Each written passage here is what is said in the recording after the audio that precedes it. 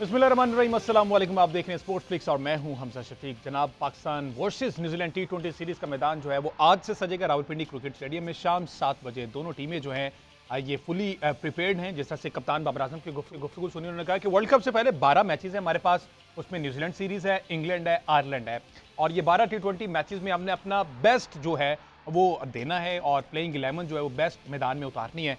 क्या प्लेइंग 11 हो सकती है, क्योंकि कॉम्बिनेशन बनाना बड़ा मुश्किल हुआ इस वक्त, जो कि इतनी लंबी फहरिस्त जो प्लेयर्स की दे दी गई है उसमें से देखना। ये दूसरे एंड पर न्यूजीलैंड की टीम में बहुत से ऐसे नए चेहरे हैं जो पाकिस्तान में पहली दफा आए हैं। कुछ नाम पुराने भी हैं जो पिछली सीरीज में पाकिस्तान के साथ में आए थे और मैचेस हुए, और जब पाकिस्तान न्यूजीलैंड गई थी तो ये चेहरे वहां पर भी मौजूद थे। तमाम सूरत पर बात करते हैं। फॉर्मर कैप्टन सलमान भट्ट साहब हमारे साथ में मौजूद है। Welcome to the show Bhatt साहब। बहुत शुक्रिया हमजा। भट्ट साहब, 12 मैचेस बताएं जी कप्तान जी ने कि 12 मैचेस हैं, तो हमने इन 12 मैचेस में ही कोशिश करनी है कि वर्ल्ड कप के लिए हमारा पूरा विजन जो है वो क्लियर हो जाए, हमें पता चल जाए कि यही वो 11 लड़के हैं जो वर्ल्ड कप में परफॉर्म करते दिखाई देंगे। ठीक है, 12 मैचेस मोर देन इनफ। देखिए, यही है अब आपके पास, और ये आपको अब से नहीं काफ़ी देर से पता है, और इससे पहले आप पूरी PSL खेले हैं तो वो भी एक मौका था कि आप जहां पर अपने प्लेयर्स को इस्टेब्लिश करना चाह रहे थे जिन पर्टिकुलर पोजीशंस के ऊपर, तो वो एक ऐसा प्रीमियर टूर्नामेंट था जिसको आप इस्तेमाल कर सकते थे। वो इतना अच्छा इस्तेमाल हुआ नहीं क्योंकि वो काफ़ी सारे प्लेयर्स अपनी उन पोजीशंस पे नहीं थे जो वर्ल्ड कप में उनसे हैं। लेकिन अब अगर हम स्क्वाड पे नज़र मारें तो एक हमने ये क्लियर पॉलिसी बताई गई है क्रिकेट बोर्ड की जो सिलेक्शन कमेटी है उनकी जानिब से कि रोटेशन पॉलिसी होगी। ठीक है। और ये तो पहले से सुनने में बात आ रही है कि पहले 2 मैचेस में शाहीन नहीं होंगे। ठीक है, बिल्कुल शाहीन नहीं होंगे। हाँ, तो अब आपके पास बचते हैं नसीम शाह, आपके प्रीमियर फास्ट बॉलर में से। हारिस रऊफ अभी अवेलेबल नहीं है, वो इसका हिस्सा नहीं है। और मुझे लगता है कि मोहम्मद आमिर की वापसी हुई है तो वो तो ज़रूर खेलेंगे टू स्टार्ट विद। अच्छा, ठीक है। तो एक आमिर हो गया, नसीम शाह हो गया। अब शादाब उसामा मीर में से वो किसी एक के साथ जा सकते हैं। अच्छा, ठीक है जी। और उसामा मीर ने अगर देखा जाए तो टॉप विकेट टेकर है PSL का। शादाब जो है उन्होंने विनिंग कैप्टन फिनिश किया, लेकिन कैप्टनसी तो क्वेश्चन में नहीं है ना, कप्तान तो बाबर है। बिल्कुल। बॉलिंग बैटिंग में उन्होंने क्या किया वो देखना होगा कि उनको पहले खिलाते हैं या उसामा को खिलाते हैं। मेरा ख्याल है बैटिंग ऑर्डर कुछ ऐसा होगा कि साइम अयूब ओपन करेंगे और उनके साथ बाबर और रिजवान में से एक ओपनर आएगा, एक वन डाउन आएगा। अच्छा, ये भी डाउट है। हाँ, लेकिन ये मुझे है कि साइम ही ओपन करेगा। ठीक है, साइम का कंफर्म। ठीक है। उसके बाद आपके पास वन डाउन पे उस्मान खान आ जाएंगे जो परफॉर्मेंस दी हुई और वो खेलेंगे। उसके बाद नहीं, वन डाउन पे अगर उस्मान आते हैं तो फिर बाबर या रिजवान में से टू डाउन पे। ठीक है। फिर उसके बाद आपके पास फखर और इफ्तिखार के नंबर्स हैं 2। अच्छा, 3 और 4 डाउन पे। ठीक है। और उसके बाद आपके पास न्याजी जो है उनको मेरे ख्याल मौका मिलेगा और मिलना चाहिए, क्योंकि आप उनको देखना है तो यही टाइम है उन्हें देखने का। डेफिनेटली। ठीक है। उसके बाद आपके ऑलराउंडर इमाद वसीम आ जाएंगे और उनके साथ मोहम्मद आमिर हैं, शादाब उसामा में से एक और एक नसीम शाह। तो ये आपकी प्लेइंग 11 बनेगी। इनमें से एक बाहर होगा, शादाब और उसामा में से। अच्छा, आपने पोजीशन की बात की। PSL में तो डेफिनेटली अपनी अपनी पोजीशन पर नहीं खेले, लेकिन अब इस कॉम्बिनेशन में भी तो वो तमाम प्लेयर जो यूजुअली जिस पोजीशन में पाकिस्तान की तरफ से खेलते रहे थे वो उसमें भी नहीं खेले। जैसे अब फखर जमान चौथे नंबर पर चले गए। अब देखिए, पाकिस्तान के लिए वो 5वें 6वें पे खेल रहे हैं पिछले T20 वर्ल्ड कप से, यानी जो UAE में हुआ था, उसके बाद ऑस्ट्रेलिया में हुआ। तो ये तमाम की तमाम क्रिकेट उन्होंने 5वें नंबर पर खेली पाकिस्तान के लिए। लेकिन PSL में वो एज ओपनर ही अपना काम अंजाम दे रहे हैं, और वो क्योंकि वर्ल्ड कप सर पे था तो इसलिए ज़्यादा रेलिवेंट ये होता कि अगर वो जो भी तजर्बा करना था वो 5वें नंबर पे करते अपने आप को, ताकि वर्ल्ड कप के लिए उन्हें अपनी चीज़ों का और ज़्यादा पता होता। लेकिन उन्होंने ऐसा नहीं किया, और आज अब उनको रीस्टार्ट करना पड़ेगा क्योंकि अभी तक तो वो ओपनर थे और अब वो खेलेंगे मिडिल ऑर्डर में इस वर्ल्ड कप के अंदर। तो अब देखना है कि कैसा वो चलते हैं। अच्छा, व्हाट वुड यू प्रेफर कि रिजवान ओपन करे या बाबर? आइड से कि बाबर ओपन करें। अगर इन दोनों में से किसी एक को देखना है तो बाबर ओपन करें साइम के साथ, क्योंकि ये दोनों की अंडरस्टैंडिंग ज़्यादा बेटर है। इन्होंने अभी ज़ल्मी के लिए 2 सीज़न से ये लोग खेल रहे हैं इकट्ठा, तो वो ज़्यादा एक सूटेबल चीज़ बनती है। और उसके बाद आप अच्छा, उस्मान को हमने PSL में वन डाउन भी देखा है, most of the time one down ही देखा है, तो उनको अगर आप 2 डाउन लेके जाते हैं तो ये इसमें तो कोई ज़्यादा फर्क नहीं है। मेरा नहीं ख्याल कि उस्मान को कोई फ़र्क पड़ेगा। मेरा ख्याल है कि रिजवान जो है ना, उनका पॉइंट ऑफ कंसर्न ये ज़्यादा हो सकता है कि वो अगर ओपन नहीं करते तो क्या करते हैं। और ये भी हमें नहीं मालूम कि उनसे आपकी जो स्पोर्ट्स स्टाफ है, क्योंकि उसमें यूसुफ भाई सिलेक्टर भी हैं, वो बैटिंग कोच भी हैं, अजहर महमूद साहब हेड कोच हैं।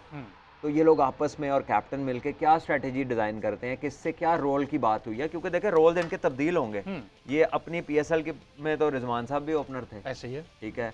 तो अब ये मैं कह रहा हूँ ना कि जिस तरह पीएसएल इस्तेमाल हो सकती थी उस तरह से नहीं, उस तरह से वर्ल्ड कप के लिए नहीं उसे इस्तेमाल किया गया। उसे इस्तेमाल किया गया एज अ प्राइवेट टूर्नामेंट कि जी जो फ्रेंचाइज है वो अपने हिसाब से देखे कि उसने एंटरटेन द स्पेक्टेटर्स, आप जिस तरह से मर्जी चले। हाँ देखिए एंटरटेनमेंट का एस्पेक्ट तो फिर भी रहता है, गेम की पेस तो स्लो डाउन नहीं होती। एंटरटेनमेंट ये तो नहीं कहती कि रिजवान ही ओपन करे या फखर जमान ही ओपन करे। एंटरटेनमेंट में तो यह कि खुला खेले, जो भी जाए वो क्राउड को एक्साइट करे। ठीक है। अच्छा, आजम खान एक सरप्राइजिंग एलिमेंट हो सकते थे, पिंडी की विकेट जिसे हेवन फॉर बैटर्स कहा जाता है, वहाँ पर आजम खान अच्छा खासा कर सकते, लेकिन अनफॉर्चुनेटली काकुल की ट्रेनिंग के आफ्टर शॉक्स कह सकते हैं।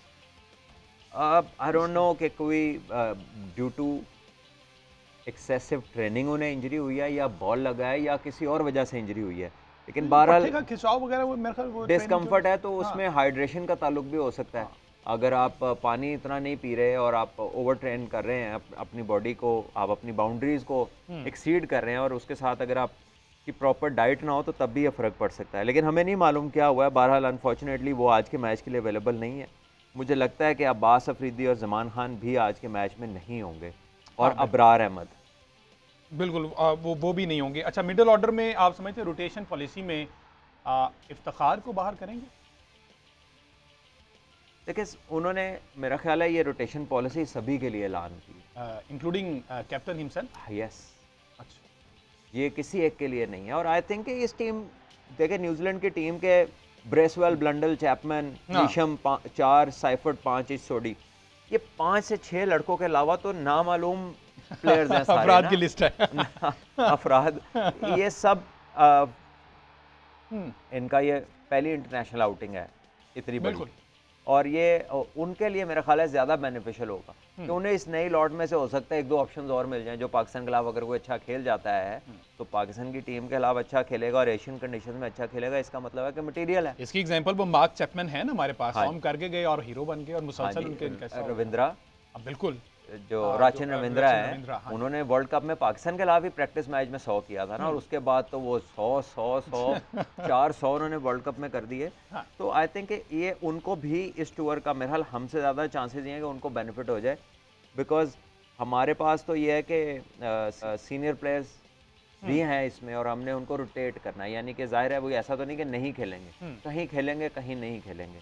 तो आप तो अपने कॉम्बिनेशन की तरफ देख रहे हैं ऐसे ही। अच्छा, इस मौसम में बट साहब पिंडी की विकेट जो अंडर द लाइट्स किस तरह का बिहेव यूजुअली करती है गर्मी के मौसम में अगर देखा जाए? बैटिंग पैराडाइज ही होती है एज ऑलवेज, लाइक हमने कुछ देखा चेंजेस की गई थी जब डीमेरिट पॉइंट दिए गए, उसके बाद कुछ तब्दीलियां की गई विकेट में। चेंजेस तब की गई थी जब टेस्ट के लिए उसको स्लो किया गया था, ये कभी भी ऐसी पिच नहीं थी, पर्टिकुलरली उस मैच के लिए उसको वैसा किया गया।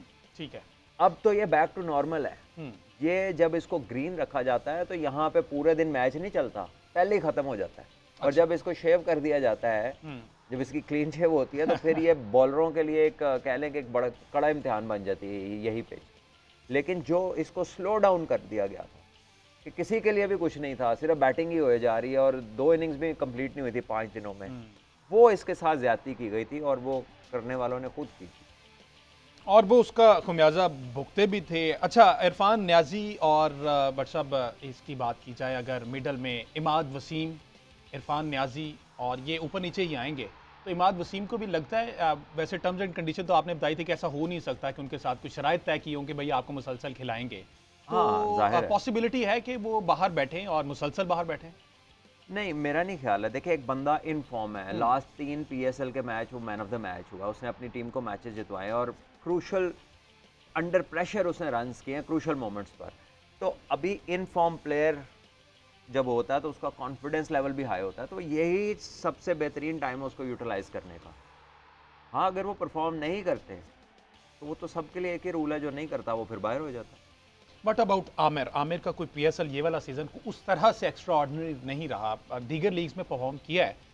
मेरा ख्याल सीपीएल की परफॉर्मेंस बेस कंसीडर किया गया है कि चलें वर्ल्ड कप भी वहाँ पे है तो थोड़ी सी इनकी प्रैक्टिस भी हो जाए। देखिए अगर आमिर को हम बाकी फास्ट बॉलर से कंपेयर करें तो ज़्यादा नहीं वो तो ज्यादती तो है, लेकिन क्योंकि उसकी क्वालिटी की वजह से ना, कि अच्छा है, बहुत अच्छा बॉलर है, एक्सपीरियंस भी है, लेकिन जो बॉलिंग उसने पीएसएल में की है बाय हिज स्टैंडर्ड वो कोई बहुत अच्छी बॉलिंग नहीं, बिल्कुल। लेकिन अगर उसे बाकियों से कंपैरेटिवली देखा जाए तो फिर भी उसने बाकियों से बेहतर बॉलिंग की है। तो आई थिंक वो स्टैंड आउट करता है, इसीलिए अगर रिटायरमेंट से बाहर से भी वो आया तो वो सीधा टीम में आया। लेकिन अगर तो आपके पास प्लेयर्स हों जो एग्जिस्टिंग प्लेयर उससे बहुत अच्छा परफॉर्म कर रहे हो तो आपको कभी भी उसे बुलाने की जरूरत ना पड़े। ठीक है, सही है। अच्छा, एंड पे टॉस मैटर करेगा? अब नहीं, मेरा नहीं ख्याल। लेट्स सी जी, शाम 7 बजे मैच है पाकिस्तान वर्सेस न्यूजीलैंड, पहला ओडीआई में क्या बनता है ये कल के प्रोग्राम में हम डिस्कस करेंगे। आज की शो से